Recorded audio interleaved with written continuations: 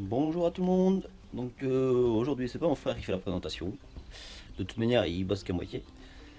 Non je plaisante. Donc on continue l'isolation par l'intérieur.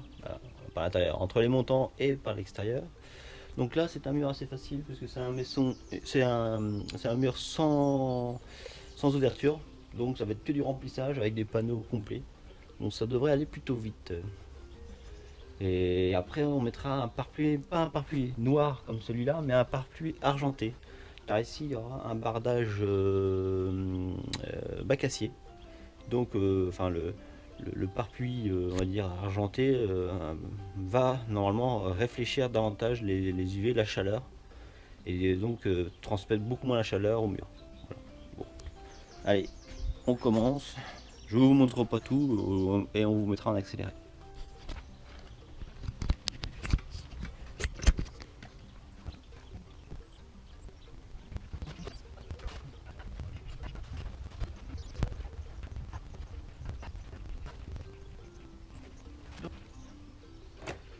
Je sais pas si on vous l'avait dit, mais on utilise du Stecoflex 0,36, c'est le nouveau produit de chez Steco. C'est donc le 0,36, c'est le coefficient lambda du produit. Donc au niveau du R, je crois qu'on est à 6,30, un truc comme ça. Bon, vous allez sur le site Steco et puis vous verrez. Mais il n'y a pas mieux pour l'instant en isolation thermique au niveau des panneaux de fibres de bois. Après, pour avoir des meilleurs coefficients lambda, il faut passer sur du produit polyuréthane. Alors après, polyuréthane, on peut tomber jusqu'à du 0,026 ou 28. Voilà.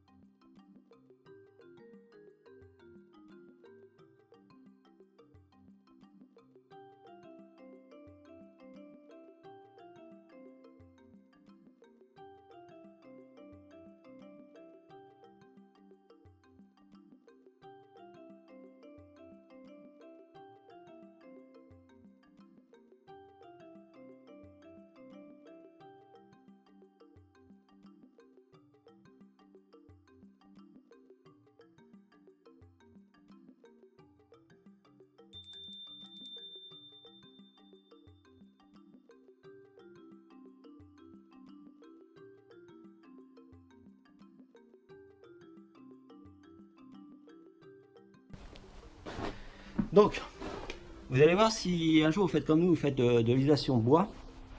Le plus compliqué en fait, c'est de trouver une bonne lame qui coupe la fibre de bois. Donc, on vous avait présenté une ancienne lame avec des petites dents. Alors, elle a bien coupé au début, on a fait pratiquement toute la dalle bois, c'était parfait. Sauf qu'au bout d'un moment, à l'aiguiser, ça couplait plus du tout. Donc, peut-être qu'elle n'était pas forcément faite pour de la fibre de bois, donc elle s'est peut-être fatiguée et les dents étaient peut-être trop fines.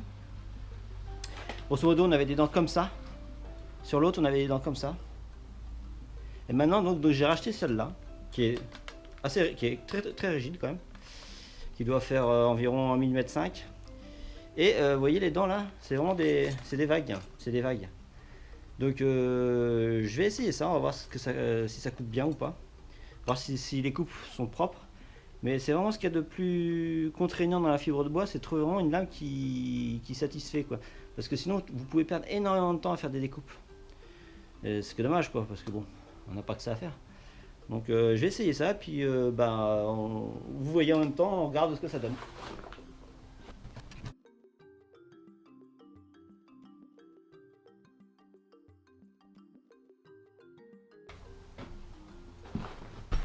Bon bah pour le moment c'est pas très concluant, hein.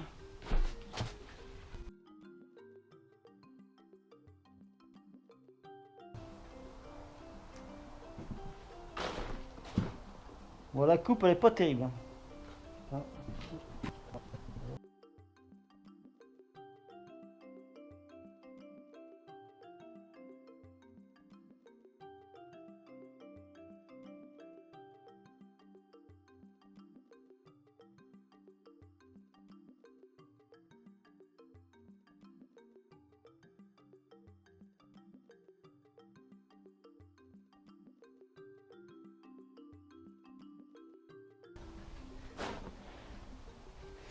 Bon, c'est quand même compliqué à couper. Hein.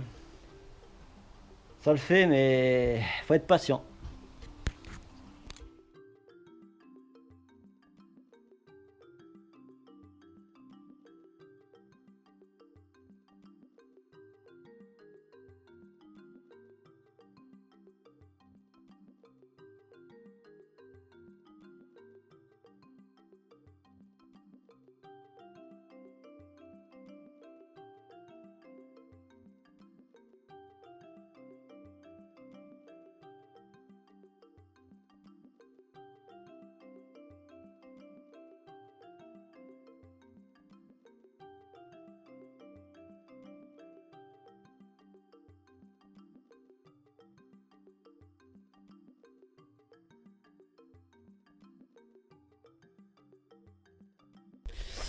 Et voilà, je viens de terminer l'isolation entre les montants du mur ouest. Voilà. Ça fait un peu de travail. Alors en partie haute, là-haut, il n'y en a pas parce que c'est par rapport à l'isolation de la toiture. Hein. Comme il y a une pente, ben forcément, là-bas, j'ai mis l'isolant qu'il fallait contre l'isolation qui est en toiture. Bon, environ 6 heures de travail.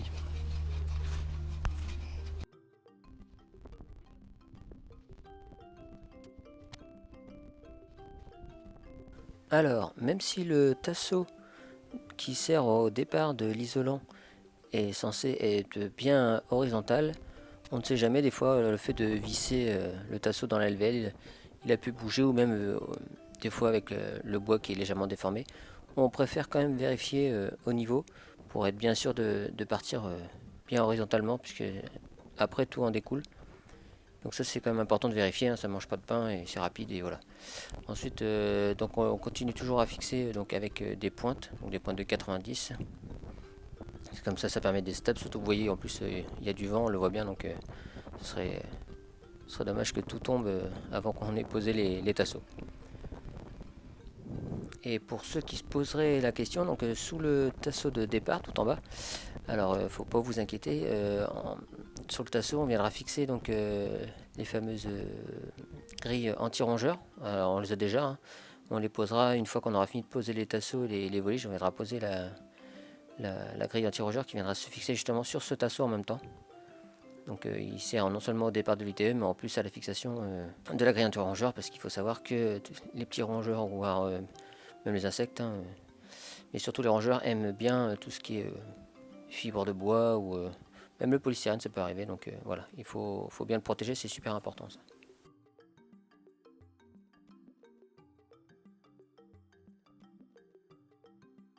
Maintenant que mon frère a presque terminé de poser l'ITE sur ce mur là, on voit vraiment l'utilité de l'isolant là. On voit bien que vraiment ça fait vraiment un manteau sur la maison là. C'est super efficace contre les ponts thermiques. Hein. D'ailleurs, dans les prochaines vidéos, vous verrez comment on a procédé pour lutter vraiment contre les ponts thermiques au niveau des ouvertures et éviter cette sensation de froid qu'on peut avoir dans les maisons dites traditionnelles où le rojingo est en béton. Là, ce ne sera pas le cas et ça apporte vraiment un confort thermique dans la maison.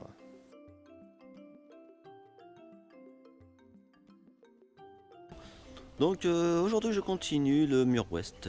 Donc je vais installer le pare-pluie et les tasseaux.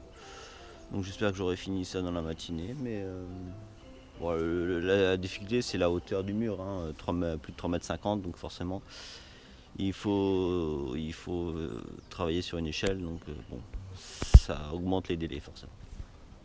Il n'y a rien de compliqué, il faut tendre le pare-pluie et puis la fixation des tasseaux. Voilà. Allez, hop.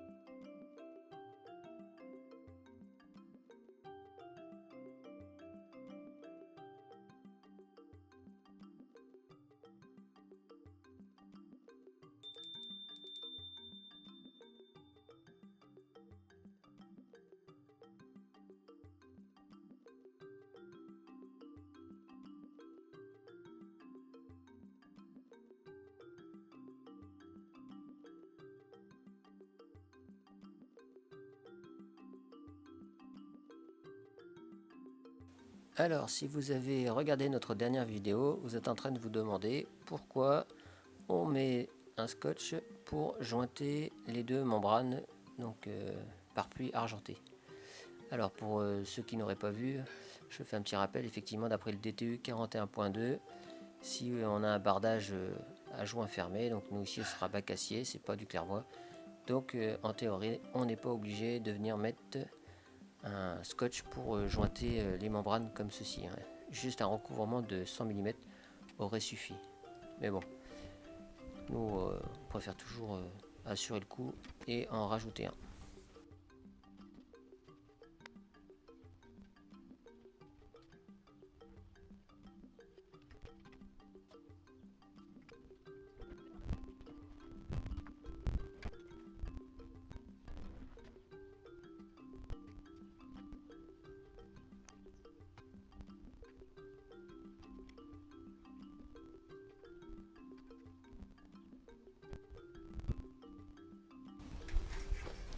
Donc là j'ai tracé tous les entrailles des montants.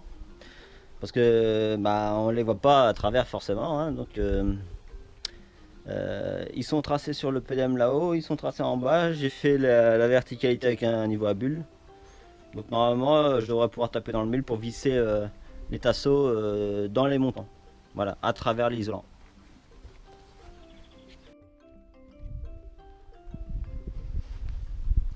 Oui, donc juste pour info, là, tout le bois que je vais mettre au niveau du bardage, je le traite obligatoirement en sel de bord. Même si normalement à l'origine il était traité,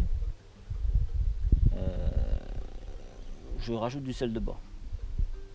Voilà, comme ça au moins ça fait une protection contre les insectes et contre les glyphosages. Voilà. Là, je fais ça au rouleau.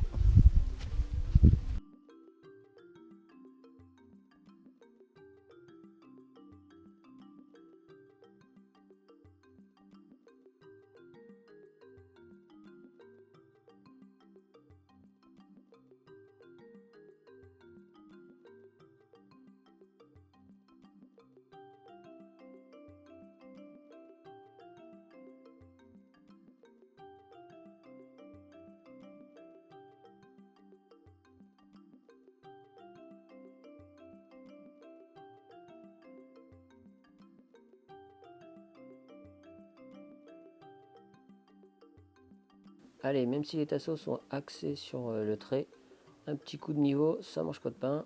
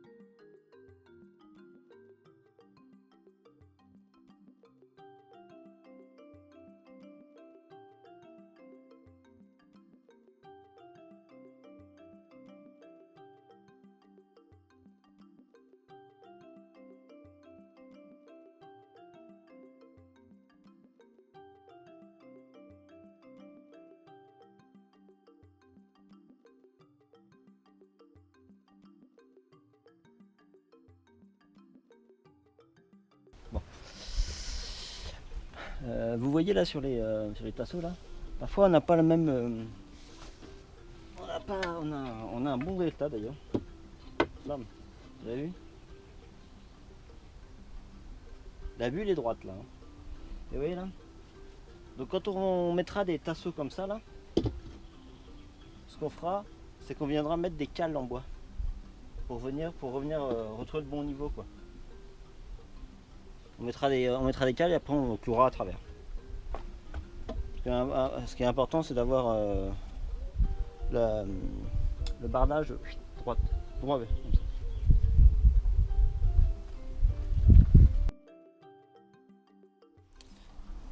Et voilà, le mur ouest il est terminé.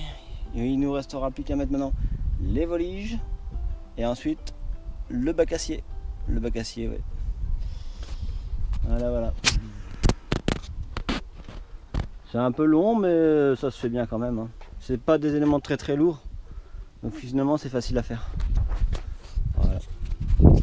Voilà. La suite dans un prochain épisode.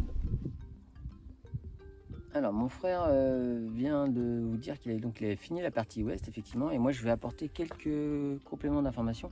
Donc comme pour le garage, vous voyez, on a mis un pare-pluie donc argenté.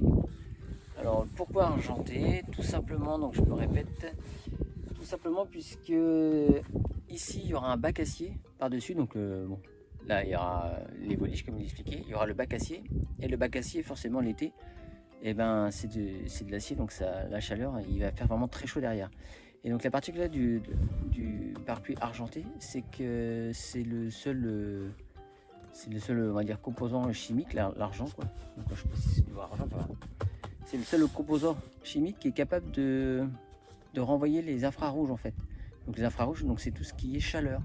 Donc en fait, le fait de mettre un pare-pluie argenté, ça va permettre donc par rapport au bac acier de renvoyer la chaleur donc emmagasinée par le bac acier. Donc ça va vraiment limiter en fait que la chaleur pénètre dans la maison. Bon, ça va pas limiter complètement, il ne faut pas non plus rêver. Et voilà, donc ça fait un petit effet en fait, ça permet déjà de renvoyer une partie des rayons infrarouges. Donc ça c'était super important. Et voilà, c'est terminé donc pour aujourd'hui. Ce sera peut-être la dernière vidéo donc de cet été, où il y en aura peut-être une dans la semaine à voir sur tout ce qui est partie off. Et ensuite donc ce sera les vacances. Donc on fera une petite pause normale pour souffler. Et ensuite on reviendra et on continuera donc tout ce qui est isolation thermique. Donc à la rentrée peut-être avec les fenêtres qui arriveront, on l'espère. Donc on pourra vous montrer tout ça, etc. etc. En attendant, si la vidéo t'a plu, n'hésite pas, le petit pouce bleu. Et pense à t'abonner si c'est pas déjà fait. En attendant, je vous dis à la prochaine. Kenavo, bonjour.